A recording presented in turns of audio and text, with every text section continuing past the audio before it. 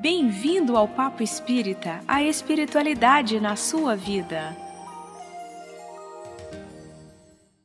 Boa noite a todos, sejam bem-vindos a mais um Papo Espírita e o nosso tema de hoje, os principais ensinamentos de Jesus.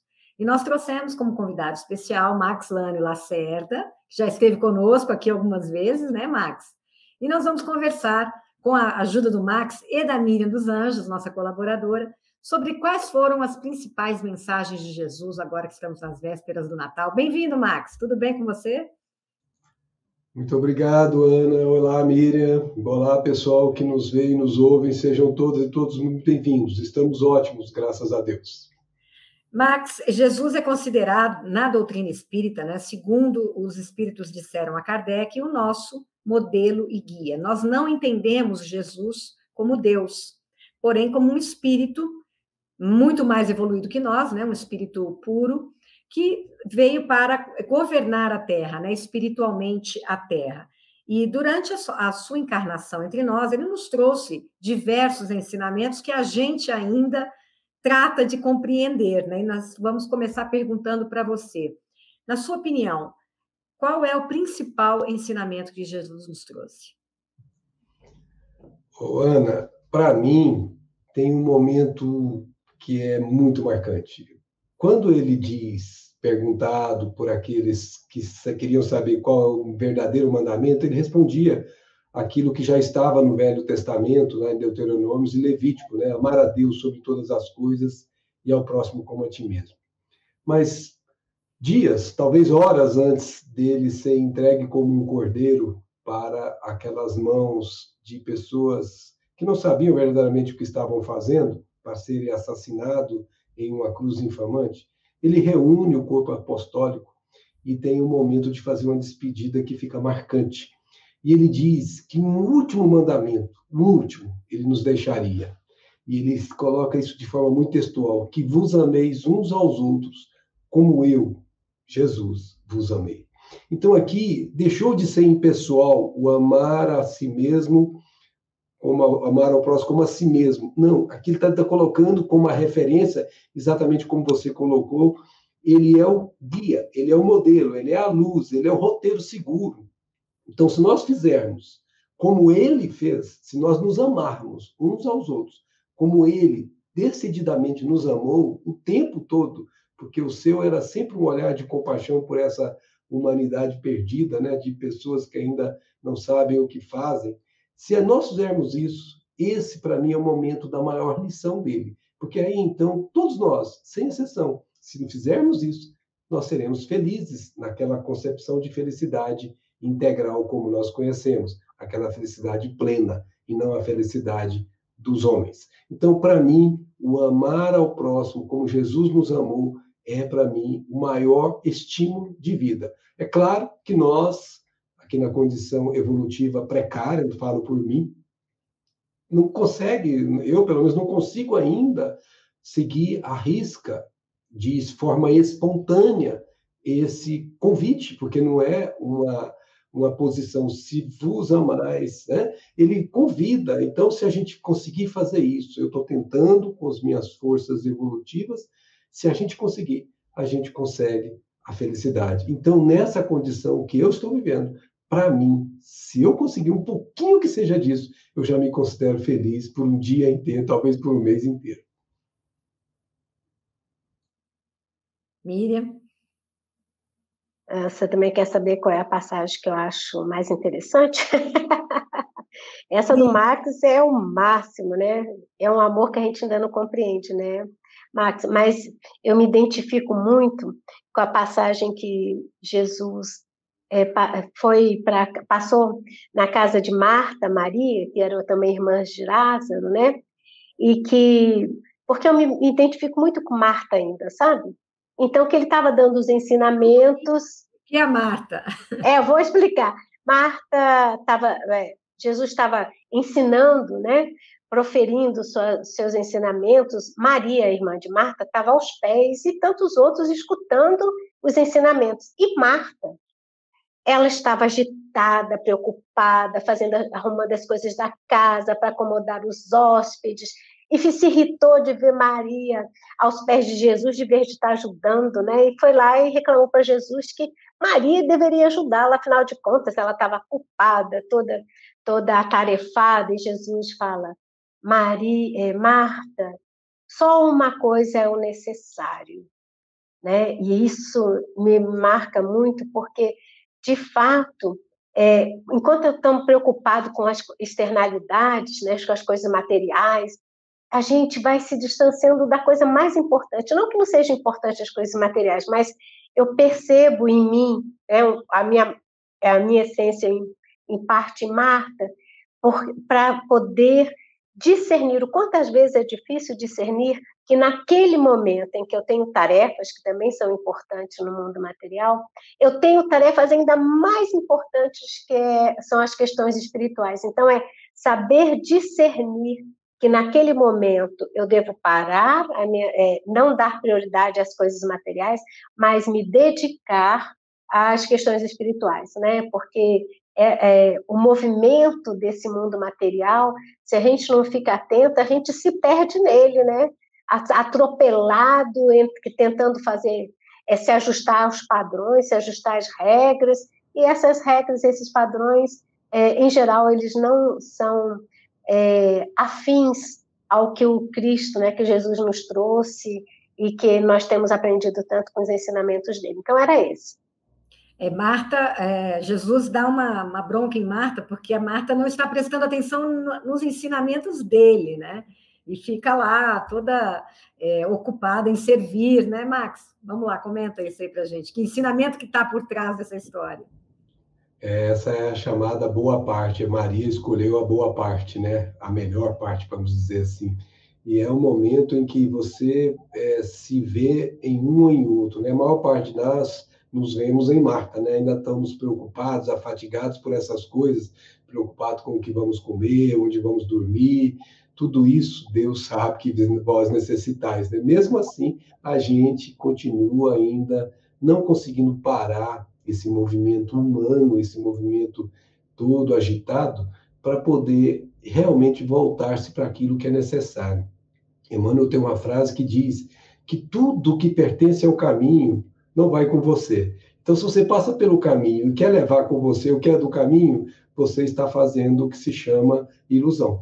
Então, quando você vem para cá sem nada, você volta para lá também sem nada. Esse sem nada é entre aspas, porque você vai portar o que você adquirir com o seu intelecto e o que você adquirir com o seu coração, com o seu sentimento. Esse é o tesouro que você leva, que a traça não corrói, que o ladrão não mina e nem rouba.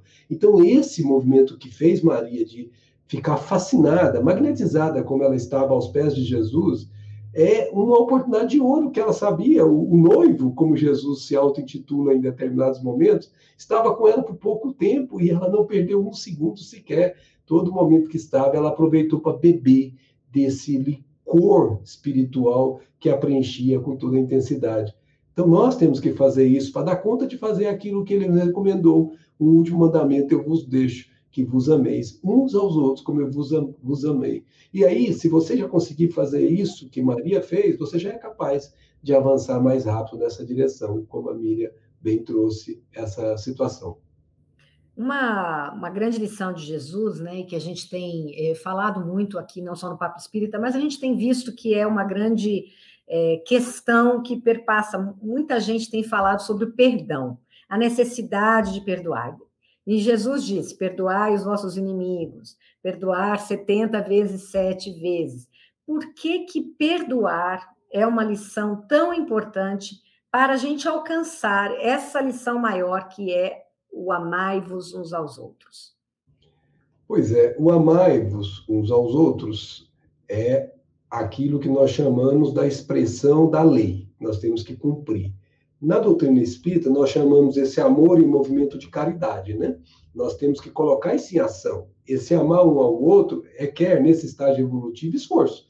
Tem pessoas que você olha e você não simpatiza com elas. Tem pessoas até mesmo, sem você saber por quê, você se antipatiza gratuitamente, mas isso gratuitamente é entre aspas, porque aquelas simpatias ou antipatias, elas decorrem de encontros de almas que têm histórias evolutivas diferentes, ou almas que se reencontram e não se dão, ou se dão muito bem, afetos ou desafetos. Pode ser uma ou outra situação.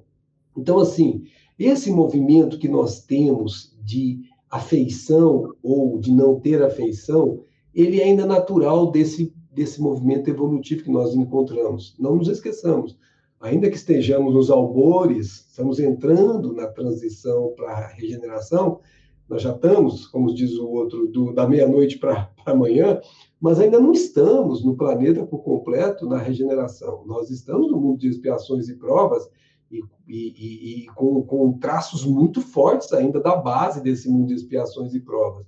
Então, as pessoas, nesses tipos de mundos, elas têm o que se chama egocentrar-se. Elas se centralizam em si mesmas, querem satisfazer os seus próprios desejos, e quando os seus caprichos não são atendidos, é comum ela se rebelar, como diz o outro, magoar por coisas simples às vezes, e construir, sem que se dê conta, inimigos que às vezes perduram por várias encarnações. E como esse autocentrar-se, ao invés de ser teocentrar-se ou delcentrar-se, ou seja, tudo girar em torno de Deus e não em torno da pessoa, esse movimento é difícil para a pessoa sair dela e voltar para aquela outra, se colocando no lugar da outra, e quando se colocando no lugar da outra, se fazendo isso de maneira madura, muitas vezes vê que quem errou foi ele, vê com os olhos da outra, ele percebe que ele se vê. Então, isso é uma espécie de maturidade. Agora, olha que coisa interessante. No Livro dos Espíritos, Kardec faz algumas perguntas que dizem respeito a Jesus. Uma foi a que você falou, o guia e modelo, que é a questão 625, e Kardec tem ali um comentário exemplar, belíssimo, que nós convidamos as pessoas para ler o comentário à questão 625. Mas, se não me falha a memória, a questão 889, se não me falha a memória, esse é o número, tem a questão sobre o que é caridade, como entendia Jesus. E os Espíritos respondem com 3 degraus. Eu vou falar 3 degraus, porque eles colocam de cima para baixo o que é mais alcançável para o que é menos alcançável. O que eles falam? Benevolências para com todos. Ou seja, você tem que ter o bem para com todos, a boa vontade para com todos. Então, se você prestar atenção, uma pessoa anônima que você não conhece e que está precisando de ajuda, você está vendo que está sofrendo, naturalmente você tem uma tendência, se você já não é mais aquela pessoa muito egocentrada, você já tem uma tendência de entrar numa sintonia com aquela dor dela e você desejar ajudá-la de alguma forma. Aí vem o segundo passo, que é aquilo que nós chamamos de indulgência. Dentro, do sere, doçura. Ter doçura para com os defeitos dos outros. Aí já é um pouco mais complicado do que o primeiro, porque o outro está convivendo com você. Então, imagina o seu cônjuge que tem os defeitos que você enxerga, como se só você enxergasse e ele não enxergasse nenhum em você, né? Então, se você não tem doçura ao enxergar essas situações que são evolutivas, são traços evolutivos, e aceitá-las como natural e ser doce no auxílio da correção daquilo que ela não consegue enxergar, e você, sutilmente, sem que ela perceba, sem que a pessoa perceba, você auxiliá-la a perceber por si mesma e se autocorrigir, não você corrigir, porque você não faz isso. Então, você já tem uma dificuldade, porque você está transitando ali com essa pessoa praticamente 24 horas por dia, ou um período longo da sua vida, então ali tem contato direto. Então, nós saímos de uma região que não tinha contato direto para uma região que tinha contato direto, que é o segundo degrau que eles colocam para você fazer caridade. O terceiro degrau que eles colocam, os espíritos, eles disseram que é o perdão das ofensas. Aí presta atenção, aquela pessoa que você não foi indulgente com ela, você ainda passou a ter ódio dela e ela de você. Além de você não conseguir fazer aquela doçura, você ainda foi áspero, amargo, você foi azedo e causou um mal-estar com ela. Isso se você não se vingou. E quando faz isso, né? E aí o que acontece? Esse ranço, essa malquerença, esse desamor, ou esse ódio que pode se estabelecer, ele se incute dentro da pessoa com tal força, por causa do tal do orgulho, né, que está dentro daquele egocentrar-se, porque como pode ele fazer isso por mim? Eu que fiz tanto por ele. Eu adoro ver isso, como se só ele fosse sucesso por outro. Então, essa pessoa se enclausura. ela enquista dentro dela esse ódio, esse trem ruim que se chama mal dentro de si, esse veneno que a mata pouco a pouco e ela não se dá conta. Então, ela sair desse mundo que ela se auto-enclausurou para procurar o outro e falar assim, desculpa, eu estava errado, você me perdoa. Ele tem um trabalho tão grande que às vezes levam séculos, não estou falando século não, séculos. Quem lê Drama das Obsessões, da Obsessão de Bezerra de Menezes, pela nossa querida Ivone do Amaral Pereira, 5 séculos de almas que estão se matando, levando uma a outra ao suicídio por ódio. Então, quando Jesus conclama a perdoar 7 vezes, 70 vezes, simbolicamente falando, na linguagem que os hebreus usavam muito do 7, né? Nós estamos aqui simbolizando que nós temos que perdoar sempre, porque nesse mundo de expiações e provas, ofensas ainda existirão em abundância, porque somos egocentrados, orgulhosos e nos ofendemos por muito pouco ou por quase nada. O dia que esse mundo sair dessa situação de egocentrado para o teocentrado, ou seja, eu estou agora vivendo para Deus e não esperando que os outros vivam para mim. Quando eu sair dessa posição, eu já nem me ofendo. Porque aquilo que o outro faz já não me atinge, porque eu compreendo que, como Jesus na cruz, Pai, perdoa-os. Eles não sabem o que fazem. Ou seja, nós passamos a compreender que o outro está num degrau evolutivo, que como criancinha chutando a sua perna de raiva, porque você não deu o brinquedo para ela, você o enxerga assim. Mas você precisa estar nessa posição para conseguir atingir esse estágio. E como você também não está nessa posição, semelhantemente está na mesma posição do outro, aí é que exige o esforço que você colocou, Ana. É muito difícil, mas sem saber dessa realidade espiritual que nós precisamos construir do amor, fica difícil de você vencer essa imperfeição fortíssima que carrega dentro de você, de não querer dar o braço a torcer, de querer ver o outro como o outro é e não como o outro que você gostaria que fosse. Se você não conseguir vencer isso, pouco a pouco, por esforço, você ainda está vivendo um mundo dos inconscientes. Mas se você está se esforçando e dá trabalho, no primeiro momento você fala, eu vou lá pedir perdão. Aí vem aquele momento do homem velho pega e puxa você para trás. Não vou não, que isso? Vou rebaixar para aqui. Não. Aí ele volta naquela conversa do homem novo que ele quer ser, do homem velho que ele é. E aí fica aquela briga. E o homem velho, como está estatuído, ele está instalado há muitos séculos, para ele ser superado pelo homem novo que você quer construir, isso dá um trabalho danado, que exige muito esforço, que o mundo de fora não vê. A luta que a criatura está fazendo intimamente para vencer essa criatura velha, que já serviu lá atrás, mas não serve mais agora, ninguém sabe. Se elas conseguem se superar, só o Pai que vem em secreto, e em secreto ele se soluciona. Então, Jesus colocou isso, e você vai perceber que é o terceiro degrau, porque é o mais difícil. Amar quem está longe é muito mais fácil do que amar quem me machucou, ou quem eu suponho que me machucou. Então, é muito diferente esse processo. Mas atenção, caridade. Você é caridosa, Ana? Você é caridosa, Miriam? Você é caridoso, Max? Veja se você atende esses 3 degraus. Se você atendeu, você é caridoso. É muito diferente, né, Miriam, da gente entregar uma cesta básica, né? Tá muito distante disso. Continue aí, Miriam. Não, e me lembrei aqui nessa conversa com o Max de uma outra passagem do Evangelho, Max, sobre a coisa da caridade, né, a questão da caridade, que também me chamou tanta atenção. Reestudando essa semana, eu não tinha nem percebido, mas dessa vez, agora acho que o ensinamento pegou, como diz o outro. Naquela passagem que tem uma senhora, né, de posse que vai visitar com a filha uma família em que o marido está doente no hospital, e ela então vai levar as doações que são necessárias, vai ao hospital dar notícias da família, né? E o que me chamou a atenção, quando ela fala, a filha quer fazer caridade, ela ensina a filha que se a filha der aquilo que ela mesmo adquiriu, né, e não ela, a filha que é dela, aquilo não seria caridade, né? E ela também vai falando de que, em algum momento, quando a gente faz a caridade, ou seja, fazer a doação, não é simplesmente entregar entregar a alguém o que ele necessita, mas ela fala que, junto com essa doação, que uma palavra doce, né, uma atenção, né? Um trazer de dignidade para aquele que recebe é muito importante. Então, saindo, né, juntando com Marx, que fazer caridade tem 3 degraus para que a gente diga, não, eu sou caridoso, né?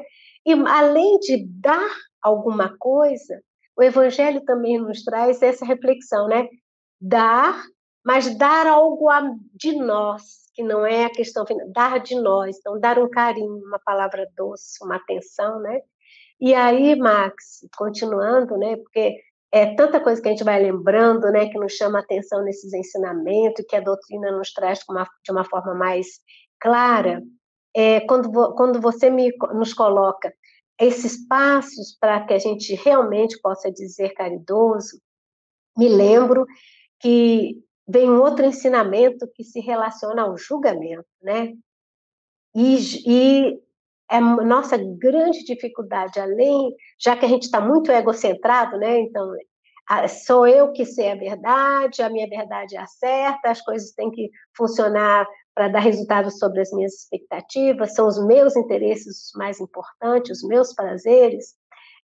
Eu passo tudo por esse filtro, né? Então, as pessoas, as atitudes dos outros, né, passam por esse filtro e às vezes a gente perde amizades maravilhosas, ensinamentos muito bons, né, de que a gente possa experienciar com aquela pessoa a verdadeira caridade, mas como nós ainda somos muito endurecidos, a gente passa nesse nosso filtro e esse filtro de julgamento, ele não diz respeito do outro. Isso que eu acho muito interessante, que a gente aprende. No julgamento, nós estamos falando da gente, né? Interessante, se eu julgo alguém teimoso, arrogante, eita, olha lá, viu? Porque o teimoso e arrogante não é outro, sou eu que estou projetando nele. Então, me lembrei essa questão também do julgamento. O que você acha do julgamento também, Ana? É minha grande questão nessa vida. Vamos lá, Max. Vou passar. Deixa o Max explicar. Jesus, né, Ana e Miriam, ele foi muito incisivo nessas questões do perdão, na questão do julgamento. Você vê várias passagens, os evangelistas anotaram de forma até repetida em várias situações, porque são 2 calcanhares de Aquiles, daqueles que habitam o mundo de expiações e provas. E nós não estamos aqui, obviamente, na condição de diferentes, somos habitantes desse planeta. E se estamos aqui e não somos mensageiros do mais alto, que é o meu caso, pelo menos, eu sei que eu tenho todas as dificuldades que Jesus nos trouxe para nortear os nossos passos. E ele tem uma frase, num momento da vida que está quase chegando para partir, ele diz, se queres vir após mim, negue-se a si mesmo. Tome a sua cruz e siga-me. O negar a si mesmo é exatamente o oposto do egocentrar-se, né? Você sair de si e se colocar no lugar do outro. Gente, esse é um exercício difícil, mas um exercício esplendoroso. Porque quando você verdadeiramente faz isso, sem segundas intenções, quando você se coloca no lugar do outro. Por exemplo, aquela indulgência. Quem é indulgente jamais julga. Porque ele sabe que o outro, vamos imaginar um aprendiz, ele está começando a fazer uma tarefa nova, entra numa oficina e tem lá um senhor que já é sênior, que já sabe tudo.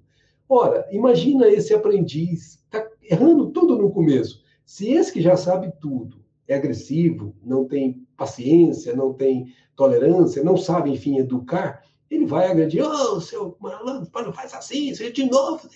Ou seja, você vê muito isso nas construções das relações humanas. Agora, você olhar para um que para e fala, meu filho, eu também tive nessa situação, deixa eu ver o que eu posso te ajudar aqui para você fazer. E vai com aquela calma, que dá segurança para aquele aprendiz se sente confortado, se sente agasalhado, tal como um filho que está no colo materno. E ele não tem medo de aprender, ele aprende de maneira tranquila. Por quê? Porque o outro lhe sustenta o que é novo, o que é difícil, o que para ele ainda não é superável sem esforços contínuos. E esse momento, quando ele faz isso, o que ele fez?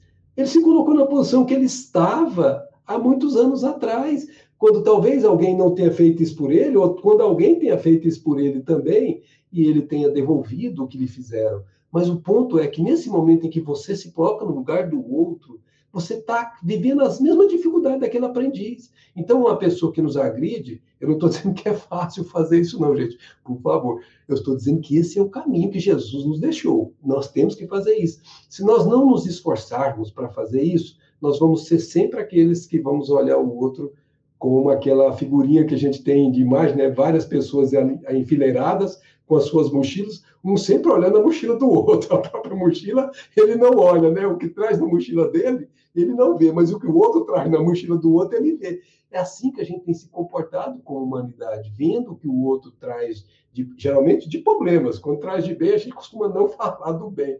Quando traz de problemas, esses são colocados em evidência. E é exatamente o contrário que nós temos que aprender a fazer.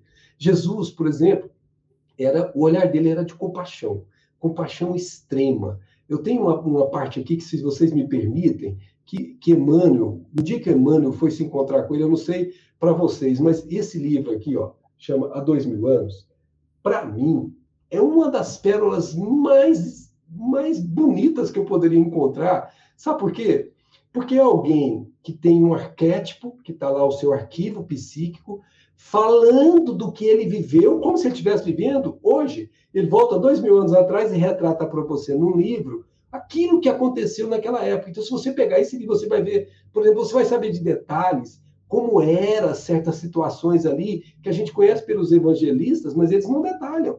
Ali, Emmanuel dá detalhes, as plantas frutíferas que tinha, como é que Jesus estava. Então, por exemplo, ele chega naquele momento clássico da vida dele, que ele provavelmente até hoje se arrepende de não ter aceitado o convite de Jesus, e diz: diante de seus olhos ansiosos, estacara a personalidade inconfundível e única. Tratava-se de um homem ainda moço, que deixava transparecer nos olhos profundamente misericordiosos, uma beleza suave e uma beleza indefinível. Longos e sedosos cabelos molduravam-lhe o semblante compassivo. Olha, ele falou de misericordioso e o semblante expressa compaixão. Como se fossem fios castanhos, levemente dourados por luz desconhecida. Sorriso divino revelando ao mesmo tempo bondade imensa e singular energia, irradiava de sua melancólica e majestosa figura uma fascinação irresistível. Esse é o Emmanuel, que esteve de frente com Jesus, retratando para nós como era Jesus. Então, Jesus era a expressão da misericórdia, a compaixão e a misericórdia que caminham juntas. É quando você vê o outro sofrendo e se compadece do sofrimento dele. É quando você vê o outro alegre e você se alegra com a alegria dele. Você tem sempre o outro como base do seu processo. Minha amiga e meu amigo, quando você faz isso, o que você vai julgar? Julgar o quê? Você não vai ter o que julgar, porque você está se vendo no outro, você é o outro naquele momento. Como que você vai julgar? Se você olhar o outro, você está olhando a si mesmo, com projeção, como Miriam falou agora há pouco. Então, que a nossa projeção, Miriam, que você agora há pouco falou, que nós habituamos a construir ao longo de milênios, seja transformado na projeção desse olhar compassivo, desse semblante compassivo, misericordioso, que Jesus veio nos ensinar.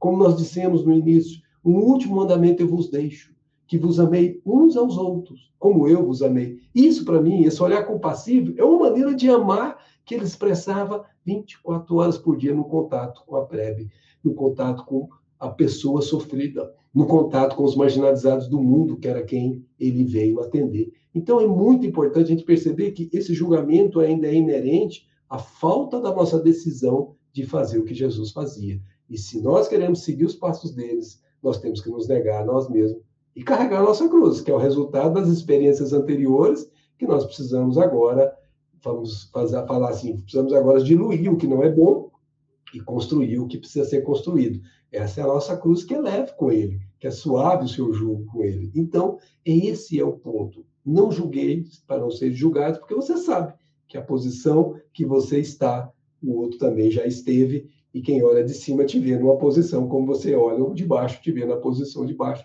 Você sempre vai estar num elo entre um de cima e um de baixo. E se você compreende que todos estamos em evolução, julgar o quê?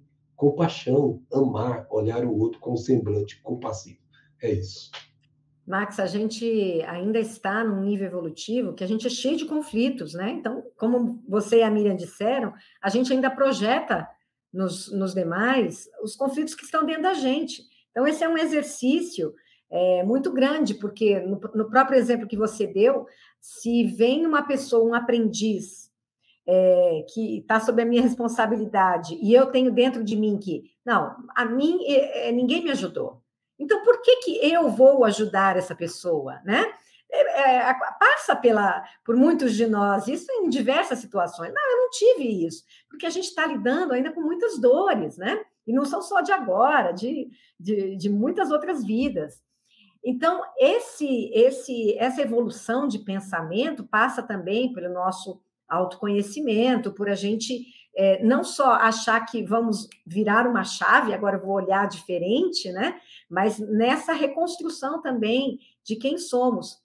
E Jesus falou sobre o reino de Deus, que buscai o reino de Deus, né? Quando a gente seguisse ele. Queria que você explicasse como a doutrina espírita, o reino dos céus também, como a gente pode compreender na visão da doutrina espírita esse reino dos céus, que não é um local, né? Mas um estado de espírito. Como é que funciona isso para nós? Então, fora da caridade não há salvação, postulou Allan Kardec como emblema sublime desta doutrina espírita. Ora, o que é salvação? Salvação é o iluminar-se e é o libertar-se. Libertar-se do quê? Dos problemas vinculados à matéria, dos problemas vinculados ao processo evolutivo que a matéria impõe como educandário.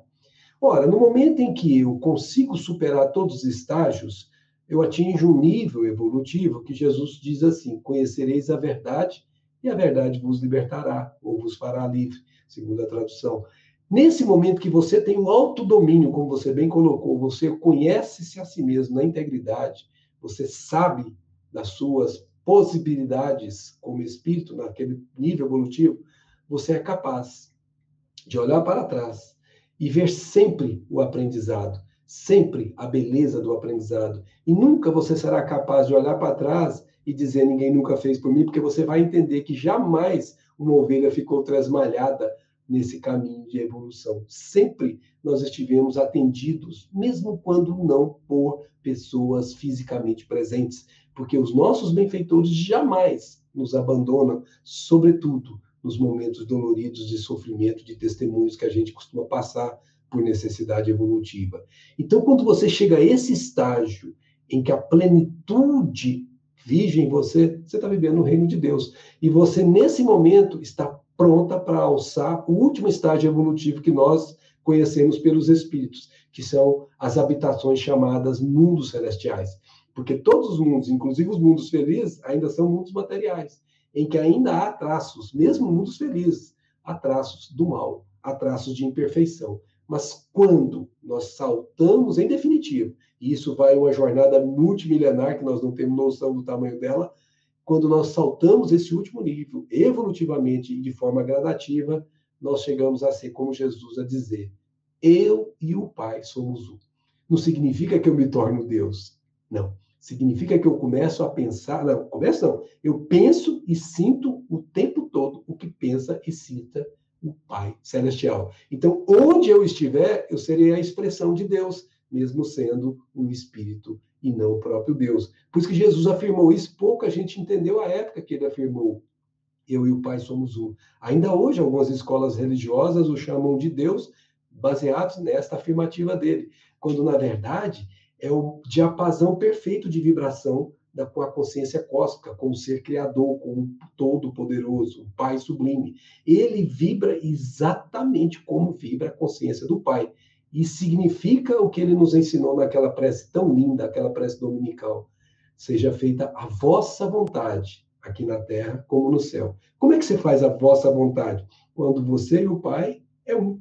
Então, o nosso caminho de plenitude, o nosso caminho de reino de Deus, que não se encontra nas aparências externas, não se encontra aqui ou acolá, mas se encontra aqui dentro de nós, é o caminho que nós estamos traçando e conduzindo-nos na direção desse reino, que é a perfeição, oferida à custa de esforços, à custa de trabalho no bem, à custa de servir e permanecer servindo na obra do Senhor, em cada estágio. Quando eu digo Senhor, Senhor, o Pai Criador, como Jesus segue o Pai Criador, mas o estágio evolutivo dele É o estágio do espírito que se encontra no nível que já cuida dos orbes terrestres. Esse nosso planeta, que para mim foi uma surpresa, porque eu sou geólogo, o dia que me falaram que foi Jesus, que me falaram, não, o dia que eu tomei conhecimento pela literatura espírita que Jesus foi quem coordenou a formação da Terra, eu falei assim, mas gente, como é que Jesus pode ter coordenado a formação da Terra? E a gente vai entendendo assim, certas nuances do Velho Testamento, do Novo Testamento, que ficavam assim, inimagináveis para a compreensão. Por exemplo, Jesus dizia em determinado momento, Abraão né? Eu sou, e Abraão nem existia antes de mim. Quando ele falou isso, ele criou um problema sério com as pessoas que começaram a tirar pedra nele, porque como pai da raça, você é mais do que o pai da raça? Ou seja, quando Abraão existiu, Jesus já era, como ele usou essa expressão, eu já era. Ninguém entendeu isso. Por quê? Porque não tinha essas noções do processo evolutivo. E quando você compreende isso, você entende que Jesus estava falando de um ser, provavelmente Abraão, que foi criado quando Jesus já era espírito puro, quando Jesus já tinha feito todo esse trajeto evolutivo que nós estamos agora tentando fazer, seguindo os passos dele que já fez. E é muito inteligente seguir os passos de alguém que já seguiu esse mesmo passo, porque você não erra. Não é a questão de ser religioso, é a questão de ser vamos dizer assim, racional. Você vai seguir o passo de alguém que sabe por onde está passando. E você, obviamente, não vai se perder se você seguir os passos desse alguém por um caminho que você nunca trilhou. Então, quando Jesus se coloca como eu era antes de Abraão, a gente compreende que o processo evolutivo tem um alcance enorme. E ele chegou num estágio que é o estágio dos espíritos que já estão junto dele.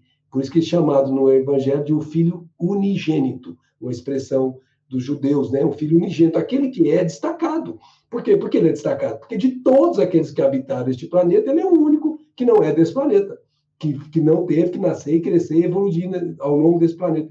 Ele já era espírito puro antes. Mas mesmo assim, conta Emmanuel, e é Chico quem detalha isso, que ele é uma espécie de demiurgo. Como Jesus cuida da Terra, tem o seu Christos, o seu demiurgo, o seu Jesus que cuida de Júpiter, de Marte e de cada um. E eles chegam a dizer, Kardec anota isso no Livro dos Espíritos, que o Sol seria o local de reunião desses espíritos. Dá para imaginar essa situação? Eu imagino onde o Sol torra tudo, né? Porque você é matéria. Agora, quando você está na mesma vibração do Sol, você está vibrando e aquilo ali é um lugar como é aqui, só que não dá nem para a gente comparar, porque não tem nem noção do que é. Mas é uma habitação. É como ele mesmo diz, é mais uma morada que o Pai legou. E chega a dizer, mano, que eles se reúnem lá, depois reforça isso, né?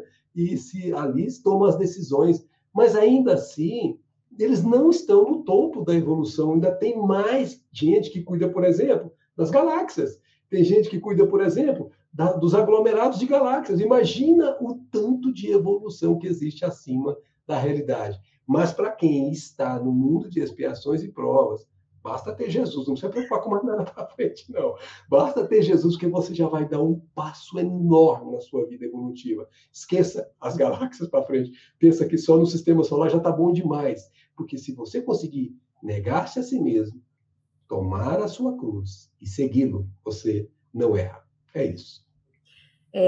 Miriam, é interessante quando a gente começa a se aprofundar na doutrina espírita, né? Que a gente encara Jesus como um educador de almas, né? Esse pacificador que vem para nos transformar, né? Como é que é para você essa visão de Jesus? O que a figura dele, os ensinamentos dele transformaram em você? Transformaram ainda não, viu, Ana? Bem que eu queria. Minha já fez, não? Olha, pelo menos ele já criou confusão. Confusão aqui entre o homem velho entre a mulher velha e a mulher nova, sabe? Essa confusão existe. E esses ensinamentos são importantes, né, Ana? Porque a gente vai aprendendo que não basta a gente saber de cor, né? Se entusiasmar, achar bonito. Eu acho que o grande passo é tentar viver. E aí é que está a grande dificuldade, né? Nossa, enquanto humanidade, né? Que quando Marx nos traz que a gente deve abandonar-se, né? Meu Deus, como é difícil abandonar a personalidade, né? a gente se identifica tanto com essa pessoa que a gente é, que ser diferente é muito, muito difícil. Então, Ana, para não devagar demais também, daqui a pouco dando no nosso horário, os ensinamentos do Cristo me fazem mudar um pouco a calibração do meu filtro, né? Então, ainda me vejo julgando, sim, mas quando faço, epa, não estou no caminho certo. Aí tento agir.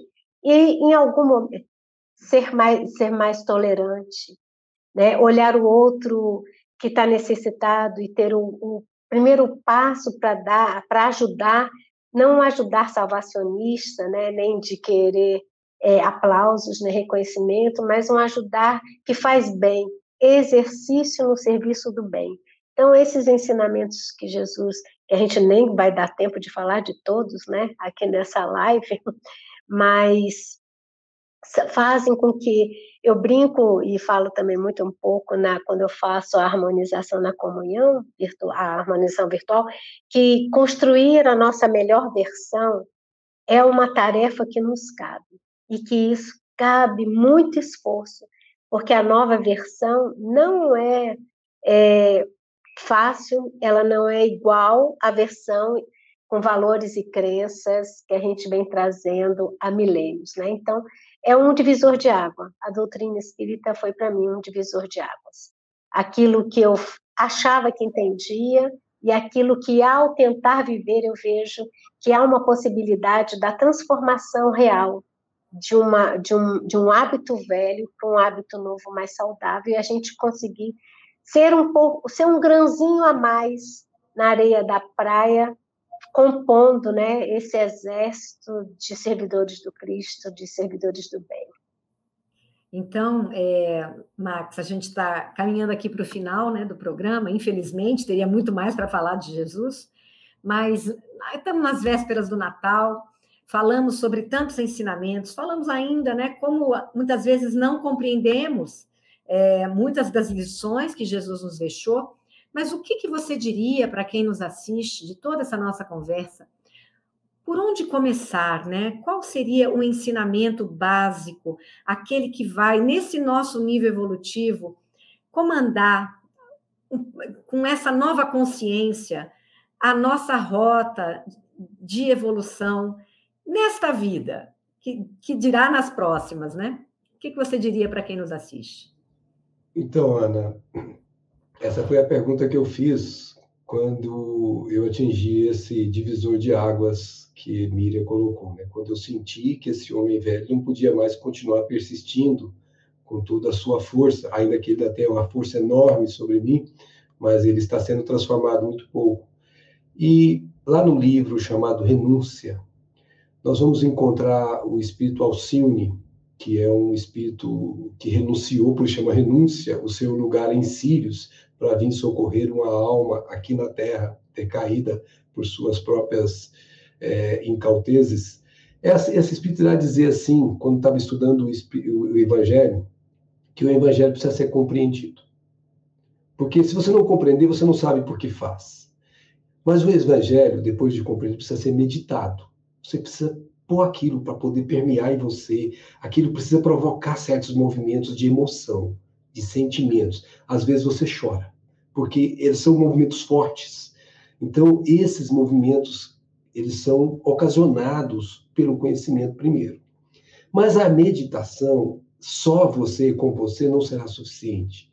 É preciso que depois que você medite, que você consiga experienciar esse processo, né? Então, você precisa compreender, você precisa meditar e você precisa sentir isso em definitivo. Aquelas movimentações, como a Miriam usou a expressão, fazer a bagunça, é parte da meditação.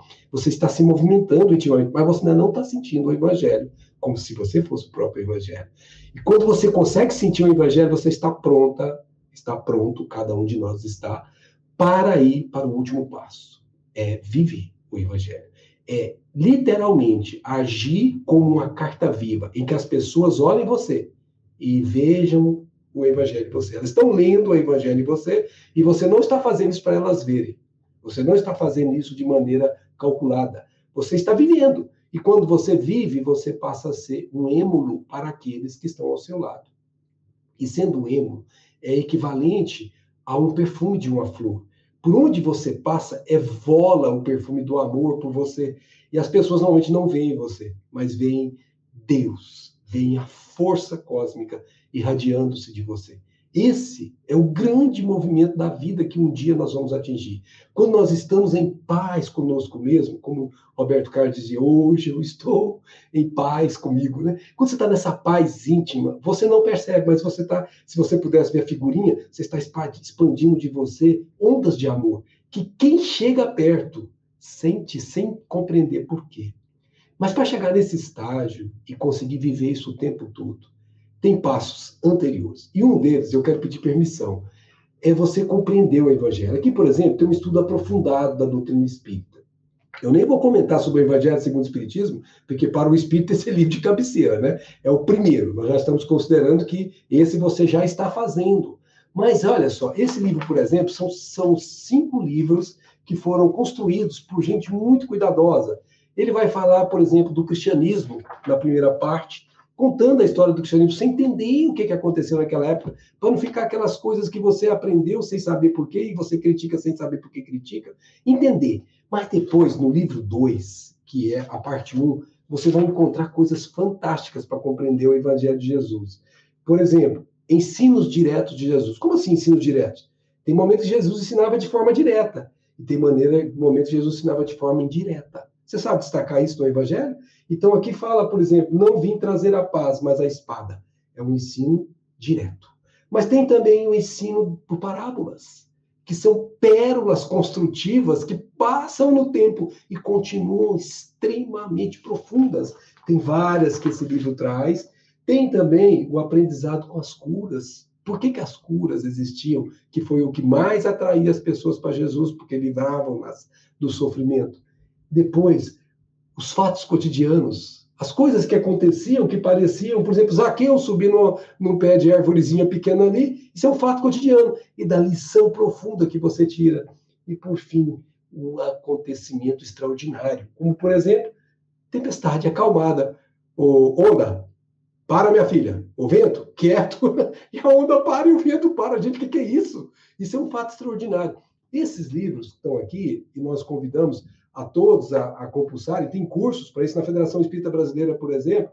Nós temos o curso de estudo aprofundado, eu sou parte desse trabalho também lá, e você pode participar online, não precisa estar presente. Tem curso online que você faz. Tem vários, os livros que estão aqui, que são a sequência disso. E, além disso, eu quero pedir permissão também para ir além disso. E, além disso, nós estamos falando em estudar isso aqui, a Bíblia.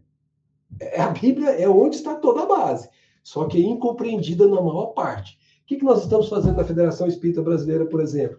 Nós estamos fazendo um programa que chama Evangelho Redivivo. Todas as segundas-feiras, exceto agora nas férias, vai voltar na segunda semana de janeiro, todas as segundas-feiras tem um estudo de um capítulo de Mateus, sequenciado. Terminou Mateus, vai para Marcos. Terminou Marcos, vai para Lucas. Vai cumprir os 27 livros. Isso é um compromisso da Federação Espírita Brasileira. E que eu também, porque eu estou sedento de conhecer, de compreender, para poder meditar, para poder sentir, definitivamente poder viver, eu estou em todos eles. E quando eu não estou, eu já me sinto falta de alguma coisa. Mas nós temos pérolas como espíritos, como essa mulher aqui chamada Amélia Rodrigues, que pelas mãos de Valdo escreveu 11 livros que eu, pelo menos, considero pérolas que não são desprezadas em momento algum, são maravilhas, detalhes que nós não temos naquela Bíblia Sagrada, que ela abre aqui, aquelas coisas que estão nos bastidores, como ele, Humberto de Campos, pelas mãos do Chico, 30 lições são pérolas que abrem os detalhes, ou como Emmanuel, quando ele escreve Paulo Estevam, que ele coloca detalhes que estão no Atos dos Apóstolos, que se você não tiver aqui, você não acha. E por aí afora, eu poderia passar o dia inteiro aqui mostrando isso para vocês. O nosso amigo encarnado, que estava encarnado, escrevendo as parábolas evangélicas, o nosso querido Karl Bachuter, Parábolas e Ensinos de Jesus. Então, gente, com todo respeito, Eliseu Rigonati, o Evangelho dos Humildes. Eu quero essa biblioteca. Eu vou parar agora, porque senão tem mais uma fila enorme aqui. Essa biblioteca, eu vou passear aí na sua biblioteca. Tem tanta fonte de compreensão que, com todo respeito, só não compreende aquele que não quer compreender. E diz o ditado popular, o pior cego é o que não quer ver. E isso não nos será lícito fazer, sabendo que o caminho, a verdade e a vida é Jesus. Compreendê-lo na sua integridade é obrigação, é dever de cada um de nós para poder segui-lo, de fato, como ele nos convidou. É isso. Bom, eu não tenho nem o que complementar, Miriam, acho que também não, né? A gente só quer desejar, Max, a você, em primeiro lugar, muito obrigada. Miriam, muito obrigada. E a vocês todos que nos assistiram, obrigada pela audiência de vocês. Nós desejamos, do fundo do nosso coração, que tudo que a gente apresentou durante esse ano tenha contribuído para acender uma luzinha, abrir uma janela, né? Nessa nossa caminhada evolutiva. Estamos todos juntos aqui, aprendendo juntos. A gente acabou de receber uma lição, uma aula maravilhosa aqui do Max. Então, fiquem conosco por mais um ano. Desejamos a vocês um feliz Natal, cheio de estudos, cheio de reflexões, né? Porque Jesus, o aniversariante, merece e ele veio até nós para nos ensinar isso e muito mais. Então, muito obrigada a vocês e até a próxima quinta-feira.